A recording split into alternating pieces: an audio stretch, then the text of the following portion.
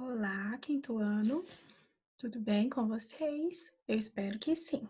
Hoje eu vim explicar para vocês um conteúdo novo de história, que é o conteúdo sobre a República Populista. O próprio nome já vem dizer para a gente, populista, de população, né? E república, né? Que nós aprendemos. O que é uma república federativa?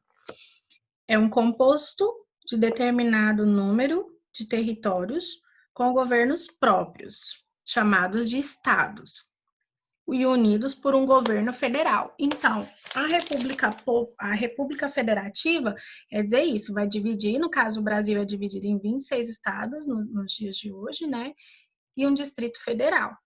Então, cada estado tem o seu governador, né? Que rege ali suas leis, mas esse governador, todos esses governadores, no caso, precisam obedecer uma regra que já vem no caso da federação, tá? Nós estamos percebendo muito isso, por exemplo, agora nesse caso de período de quarentena, porque cada governo de cada estado pode tomar algumas decisões, certo? De acordo com as necessidades que nós estamos passando. Porém, se a federação, se no caso uma regra vier de, por exemplo, lockdown lá do presidente, no caso do Senado e presidente, todos os estados têm que obedecer, certo? Então, nós vamos falar sobre isso. A República Populista teve fim após a ditadura de Getúlio Vargas, que nós estudamos a Era Vargas, né? E passou um tempão no governo e tudo mais. Vou compartilhar com vocês os slides que a gente preparou para vocês. República Populista. Então, nós já vemos aqui uma imagem de vários protestos, né? Então, a gente já imagina que essa República Populista foi passar por protestos. República Populista. Esse período teve início após a ditadura de Getúlio Vargas, quando foi restabelecida a democracia no Brasil, e os governantes passaram a ser escolhidos através do voto. Lembrando que lá na era Vargas, né, ele deu direito a toda a população estar votando e tudo mais. No caso, teve uma nova Constituição. Nessa Constituição não podia ter reeleição de presidente e tudo mais.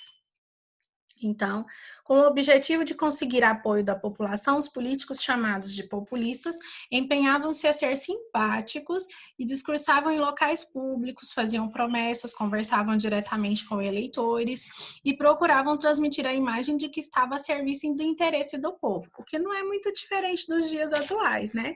Quando chega a época de eleição, a gente vê os políticos passeando pelas ruas, conversando com as pessoas, abraçando, pegando criança no colo. Então, não é muito diferente da nossa realidade de hoje em dia, tá? O objetivo dos populistas era conseguir apoio da população. Sempre simpáticos, faziam discursos em locais públicos, promessas, e sempre conversavam diretamente com os eleitores. Apresentavam uma imagem de que estava a serviço do povo. Então, eles apresentavam a imagem de que o que o povo falasse, eles iriam fazer, né? Então, a gente vai ver agora alguns presidentes dessa república populista, tá? O primeiro presidente eleito após o restabelecimento da democracia foi esse rapaz aqui, ó, Marechal Eurico Gaspar. Ele governou de 1945 até 1951. Foi uma época marcada por acordos com os Estados Unidos e, devido a esse apoio, eles recebiam incentivos financeiros. As prioridades desse governo foi a construção da usina hidrelétrica de Paulo Afonso, na Bahia, a rodovia Rio-São Paulo, que hoje é conhecida como rodovia Presidente Dutra. Tá? Durante o governo de Eurico Gaspar, houve também uma nova Constituição, tá? Constituição de 1946. Então, o Brasil passou por várias constituições desde a época lá de Império até os dias atuais.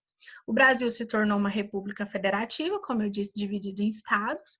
Os estados restabeleceram a sua autonomia, porque no governo de Getúlio Vargas tinha perdido, depois da oligarquia ficou meio bagunçado, podendo eleger os seus governantes. Então, cada estado teria direito de eleger um governador. os presidentes deveriam ser eleitos por voto direto e secreto com um governo de 5 anos, o que é diferente dos dias atuais, porque hoje o governo é de 4 anos. O voto passou a ser obrigatório para ambos os sexos, masculino e feminino, porque teve um tempo que as mulheres não podiam votar. Pessoas alfabetizadas e maiores de 18 anos. Hoje em dia, nós sabemos que é um pouquinho diferente. Hoje em dia, nós sabemos que as pessoas podem votar a partir dos 16 anos, mas obrigatório é os 18, né? Homens e mulheres podem votar e, às vezes, a pessoa pode até não conseguir ler, ser analfabeta, mas ela tem o direito e o dever de votar, tá bom? Aí vem de novo quem? Getúlio Vargas, nosso coleguinha Getúlio, né, que tinha feito uma ditadura todinha, mas o povo gostava dele. O que aconteceu? Ele lançou uma candidatura em 1950 com promessas de melhorar na industrialização e na ampliação dos direitos dos trabalhadores, né? O que ele estava fazendo? Promessa, gente. E aí ele foi eleito e ele se aproximou da classe trabalhadora, porque ele sabia que a população trabalhadora é que colocava ele lá no poder, né? Ele nomeou João Goulart para ser, porque o João Goulart era um operário próximo ali das pessoas, para ser o seu ministro do trabalho, né? Ele fez isso como uma estratégia, tá? Porque as pessoas gostavam do João Goulart. Ele criou a Petrobras, que nós conhecemos hoje, né? Que trabalha com petróleo, né? Durante o seu governo teve uma crise política e foi criticado por jornalistas políticos da oposição e de militares. Ameaçado de perder novamente o seu governo, porque ele já havia sido retirado do governo, né? Ele cometeu suicídio em 1954, então ele ficou 3 anos do seu governo. Ele começou em 1951 e ele iria ficar até 1956, mas ele, com toda a pressão que ele estava sofrendo, ele se suicidou em 1954. Com o suicídio de Getúlio Vargas, nós temos quem? Nós temos a chegada de Juscelino Kubitschek, né? Que é o chamado JK. Sim, e ele tinha um lema lá para o seu governo, que era 50 anos de progresso em 5 anos de governo. Ele quis dizer assim, que o Brasil ia progredir em 5 anos o que não tinha progredido em 50 anos, tá? Durante o governo de JK, ele promoveu a instalação de indústrias, muitas indústrias de fora vieram para o Brasil para poder instalar suas empresas aqui e deu direito de trabalho a muitas pessoas, construção de várias estradas, portos e ferrovias. E isso facilitava para que o Brasil crescesse economicamente, que o Brasil tivesse uma maior exportação de produtos, uma maior construção de coisas e, no caso, como eu falei, as empresas vinham para o Brasil, então teve uma melhoria econômica, tá? Esse alto investimento, apesar de tudo, trouxe dificuldade para o governo, porque ele tinha que gastar para poder conseguir fazer com que ele tinha que gastar para fazer conseguir que tivesse uma produção boa. Então, houve um gasto muito grande. E outro feito de Juscelino Kubitschek foi a construção da nova capital, que no caso é Brasília, que é a capital federal até hoje, né? Foi pensada para ser um eixo de ligação entre o norte e o sul. Então, Brasília está num lugar estratégico, tá? Por que estratégico? Porque ela está ligando, está no meio do norte e o sul do país, tá bom? Aí depois de Juscelino Kubitschek vem Jânio da Silva Quadros, e a gente chama popularmente de Jânio Quadros. Durante a campanha presidencial, ele prometeu combater a corrupção, porque vinha de várias coisas que onde o governo estava embolsando muito dinheiro, né? Não só os presidentes, mas como nos governos estaduais também. Então, ele tinha como lema lá varrer toda a sujeira da administração política.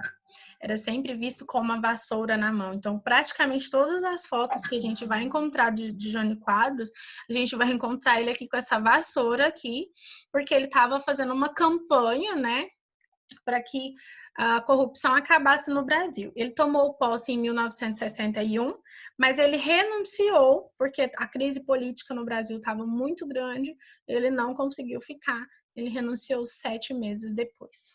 Depois dele vem João Goulart, que a gente chama popularmente de Jango, tá?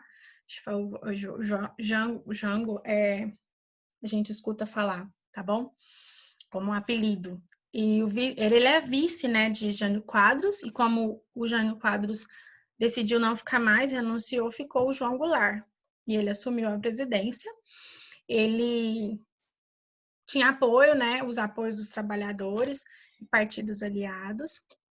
Sofreu várias dificuldades econômicas e o seu comportamento político fizeram com que a elite conservadora e as forças armadas se opusessem ao seu governo. O que é essa elite conservadora, pessoal? Essa elite conservadora que prezava algumas coisas, de conservar alguns preceitos, e as forças armadas também não concordavam muito com o governo, nem antes de Jânio Quadros, nem aqui no João Goulart, mas como o Jânio Quadros ficou um pouco tempo, o João Goulart sofreu mais com isso, né? Tanto que o Jânio Quadros não conseguiu ficar e renunciou, então o João Goulart é que ficou a maior parte do tempo sofrendo essas coisas, né? E enfraquecido, ele foi retirado do governo pelas Forças Armadas, instaurando assim uma ditadura militar no Brasil, que é um golpe, né? Um golpe, no caso, nesse caso, é um golpe militar. Eles retiraram ele do governo porque não estavam concordando com a forma dele governar, porque a crise econômica estava muito grande, já vinha sendo deixada ali desde a época, né, de Getúlio Vargas. Já estava uma crise econômica financeira muito grande e foi só piorando, né? Por mais que muitas indústrias vieram para o Brasil, teve que fazer muito investimento. Então, isso fazia com que perdesse o dinheiro, tá? Então, foi se instaurando uma crise econômica muito grande, tá? E aí, iniciou depois a ditadura militar, ok? Então, o nosso conteúdo foi esse. Eu espero que vocês tenham conseguido compreender. Qualquer dúvida, vocês podem mandar no WhatsApp da escola. A gente vai retirar as dúvidas de vocês. Não se esqueçam de ler com atenção. Além de ver o vídeo, vocês têm que ler com atenção os textos do livro, que é explicativo, tá? Aqui eu faço uma explicação para vocês, mas é importante que vocês leiam também os textinhos do livro, tá bom? Um beijo para vocês. Até a próxima!